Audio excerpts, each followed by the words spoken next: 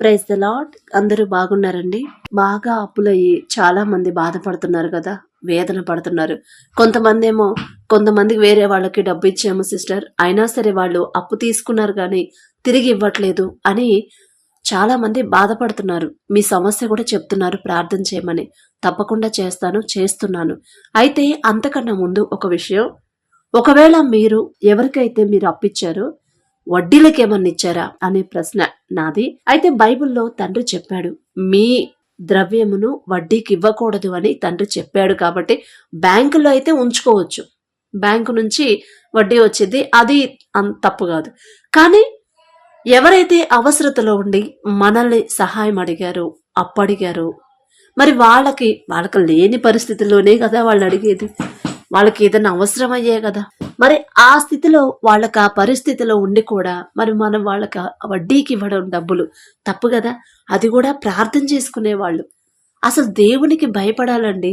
ఎందుకంటే పాత నిబంధనలో లేవి కాండంలో చెప్తాడు తండ్రి, తన ద్రవ్యాన్ని వడ్డీకి ఇవ్వకూడదు, ఎవరికి ఇవ్వకూడదు. అది సొంత వాళ్ళకైనా బయట వాళ్ళకైనా వడ్డీకి ఇవ్వద్దు. ఒకవేళ మీరు బదులుగా డబ్బులు ఇస్తే వాళ్ళకి వడ్డీ ఆశించొద్దు అని ఉండిద్ది. అలాగే కీర్తనల గ్రంథంలో కూడా తన ద్రవ్యము వడ్డీకి ఇవ్వకుండా ఎవరైతే ఉంటారో ఈ ప్రకారం చేయవారు ఎన్నడను కదల్చబడడు అని మహోన్నతుని చాటున నివసించువాడే ఆ వాక్యంలో చెప్పబడింది. తన ద్రవ్యం వడ్డీకి ఇయ్యడు అంటే వడ్డీకి ఇవ్వకూడదనే ఇండైరెక్ట్ గా తండ్రి చెప్తున్నాడు.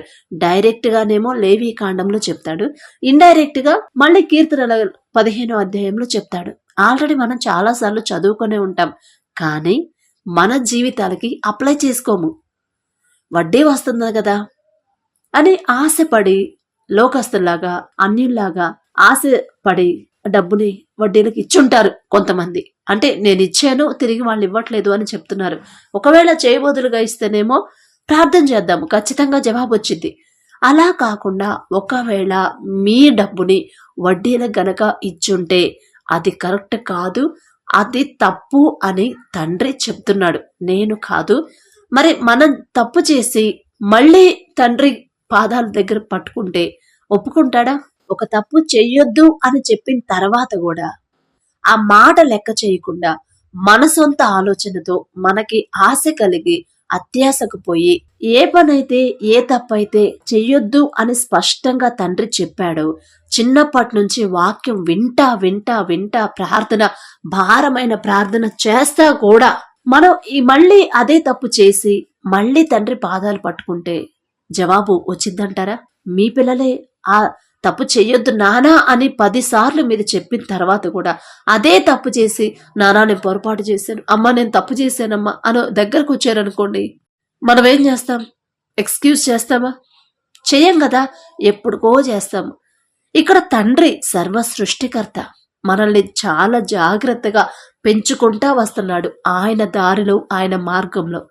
అలాంటి తండ్రి పెంపకంలో ఉండి కూడా చెయ్యొద్దన్న పని చేసి అదే తప్పు కంటికి కనపడుతుంది, స్పష్టంగా తండ్రి మాట్లాడినా కూడా లెక్క చేయకుండా మన సొంత ఆలోచనతో అత్యాశతో ఆ తప్పు చేసి ఇప్పుడు ఇవ్వట్లేదు అని, నష్టం వచ్చిందని మళ్ళీ తండ్రి దగ్గరికి వస్తే తండ్రి మనసు ఎలా ఉంటుంది?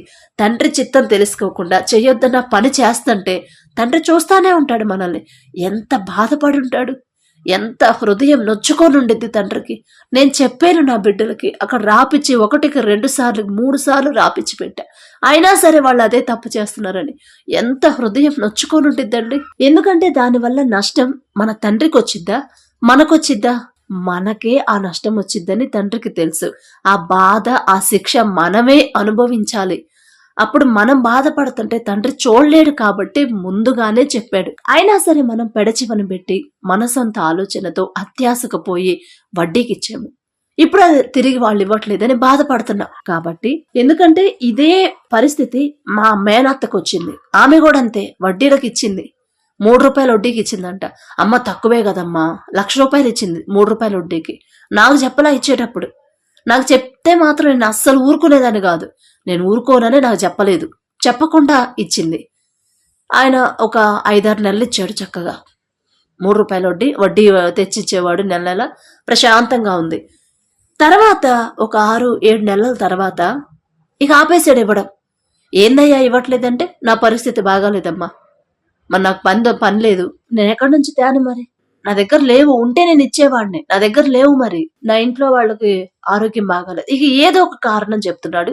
3 సంవత్సరాలు అసలు లేదు, వడ్డీ లేదు, ఫోన్ చేస్తే ఎత్తట్లేదు, ఇంటికెళ్తే ఇంట్లో ఉండడు, వేరే వాళ్ళతో చేపిస్తే వేరే వాళ్ళకి చిక్కడం. అసలు ఎంత బాధపడిందంటే 3 సంవత్సరాలు చాలా ఏడ్చింది. ఎందుకంటే ఒంటరి ఆమె, బిడ్డలు లేరు, భర్త లేడు, ఒంటరి స్త్రీ. తండ్రి అదే ఆ డబ్బులు తీసుకెళ్లి బ్యాంకులో వేసుకుంటే ఎంతో కొంత వడ్డీ వచ్చేదా, పెన్షన్ వచ్చేదా, పెన్షన్ వస్తుంది నెల నెల, ఆ డబ్బులకు కూడా ఎంతో కొంత వడ్డీ, ఆ 2 కలుపుకుంటే చక్కగా సరిపోయేదా. 3 సంవత్సరాలు వడ్డీ లేదు, ఏమో పని చేయలేదు, వయసు పెద్ద వయసు, పని చేయలేదు. ఎంత ఏడ్చిందంటే, ఎంత నొచ్చుకు, ఎంత బాధపడిందంటే, ఇప్పుడు ఎవరి దగ్గరైనా సహాయం అడగడానికి నన్ను అడిగేది నా మేనత్త కాబట్టి నాకున్నంతలో నేను ఇచ్చేదాన్నే. అయితే పూర్తిగా అయితే ఆమె సమస్య నేను తీర్చలేను కదా. అట్లాగే నాన్న వాళ్ళు కూడా అప్పుడప్పుడు వాళ్ళకి పని లేదు, అయినా సరే వాళ్ళకున్నంతలోనే ఆ వచ్చే పెన్షన్లోనే ఇచ్చేవాళ్ళు ఎంతో కొంత. ఎంత ఇచ్చినా చేతిలో ఉండాల్సిన డబ్బుని అనవసరంగా అత్యాశకు పోయి వడ్డీకిచ్చి ఇప్పుడు వాళ్ళ వెనకాల తిరుగుతుంది. అవసరం అండి మనకి, మనం ప్రార్థన చేసుకునే వాళ్ళం, ఒక పద్ధతి ప్రకారం నడిపించే తండ్రి మనకున్నాడు. అందరిలాగా మనం పెరగకూడదన్నదే మన తండ్రి ఆలోచన. అలాంటి తండ్రి మనకు అన్ని సమృద్ధిగా ఇస్తున్నప్పుడు తండ్రి మాట వినకుండా వద్దు అని చెప్పినా కూడా ఆ పని చేసి ఇప్పుడు మనం ఏడుస్తా తండ్రి పాదాల దగ్గరకు వస్తే ఒప్పుకుంటాడా? మా అత్తమ్మ ఏడ్చి ఏడ్చి ఏడ్చి దేవుణ్ణి అడిగి క్షమాపణ అడిగి నేను ఒకటే చెప్పా, అత్తమ్మా నువ్వు చేసింది తప్పు, అసలు ఇచ్చేటప్పుడే ఒక మాట చెప్పాలి, నువ్వు మామూలుగా ఇవ్వాలి కానీ వడ్డీకి ఇవ్వడం ఏంది అని చెప్పి దేవుని క్షమాపణ అడుగు. అయ్యా నాకు వడ్డీ వద్దు, అసలు ఇస్తే చాలు, వడ్డీ నాకు వద్దయ్యా, నేను తప్పు చేశాను, విధవరాల్ని, నా మీద జాలి పడండి, నా మీద కనికర పడయ్యాని దేవుని పాదాలు పట్టుకొని అడుగు కన్నీటితో.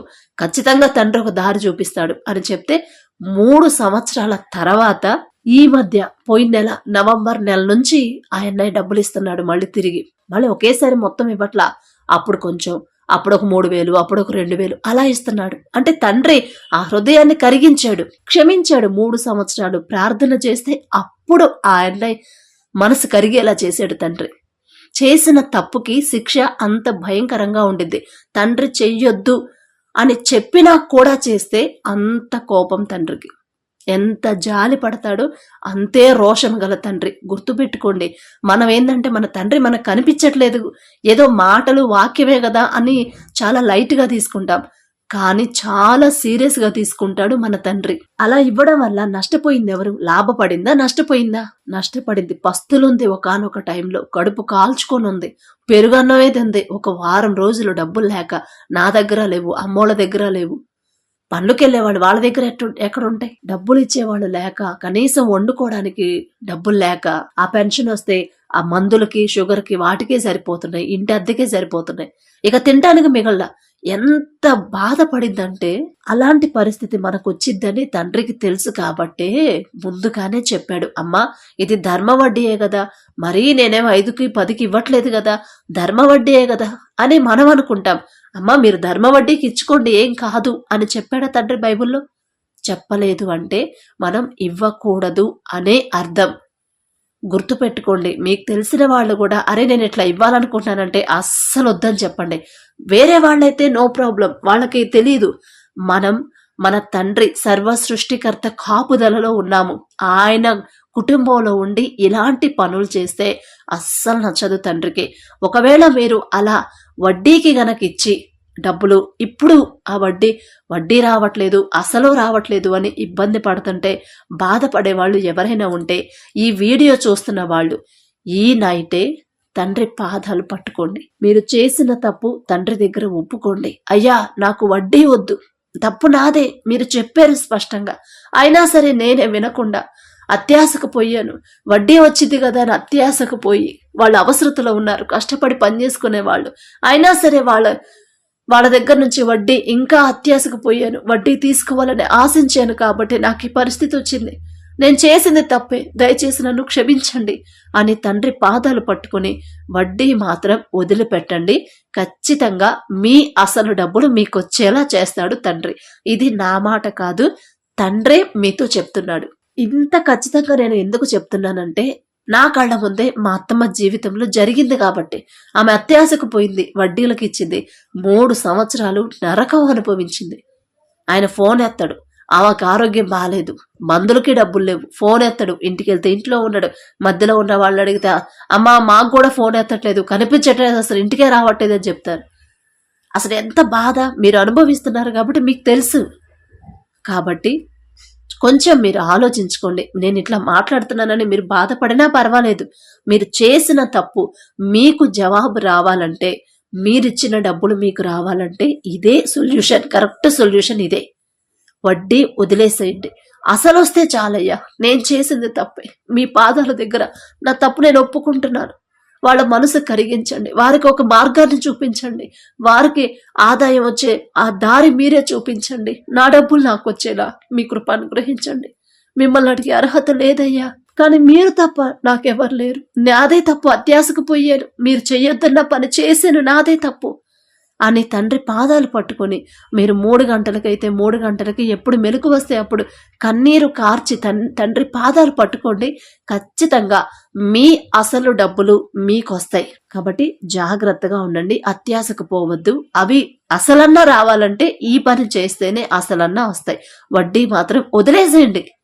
అసలు వద్దు, మనకి అన్యాయంగా మనకొద్దు. మనం ఒక రాజు బిడ్డలం, అన్యాయంగా మనం ఎందుకు తీసుకోవాలి? వద్దు. కాబట్టి ఇలాంటి మనసు, ఇలాంటి పశ్చాత్తాపం తండ్రికి కావాలి. చేసిన తప్పు మీకు తెలిసేలా చేస్తున్నాడు తండ్రి. క్షమాపణ అడగడం అడగకపోవడం మీ ఇష్టం. ఒక దారి చూపిస్తున్నాడు, అది ఉపయోగించుకోండి. Praise the lord.